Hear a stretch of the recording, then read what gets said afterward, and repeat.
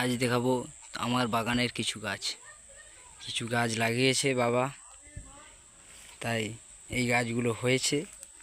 পেঁয়াজ গাছ, এগুলো ওলকপি গাছ, ওদিকে বিট গাছ রয়েছে। এবং এইগুলো আমি আগে নার্সারি থেকে এই গাছগুলো নিয়ে এসেছিলাম, বনের জন্য নষ্ট হয়ে গিয়েছিল, আবার পাতা গজিয়েছে নতুন সার জল দিতে।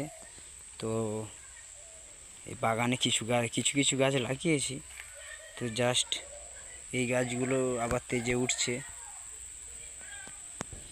তো আমি এইখানেও কিছু কিছু গাছ রয়েছে বনের জন্য সব চাপা পড়ে গেছে, যেমন এই গাছটি মরে গেছে, এর পাতা নেই, মরে যায়নি, জ্যান্ত আছে। এটা জামরুল গাছ, এটা একটা জামরুল গাছ, নানান রকম ফলের গাছ আমি এনেছি। এটা আম গাছ, এই সামনে এটা আমাদের পুকুর, আমাদের নিজস্ব পুকুর, এবং এই কলা গাছগুলো প্রচুর কলা হয়। ওই দিকেও গাছ রয়েছে, আমি দেখাবো পরবর্তী ভিডিওতে। এই যে এখানে কিছু ফুলের গাছ রয়েছে, এখানে গাঁদা গাছ রয়েছে এবং একটি লেবু গাছ রয়েছে। তো এই দিকেও আম গাছ রয়েছে, এটি একটি আম গাছ।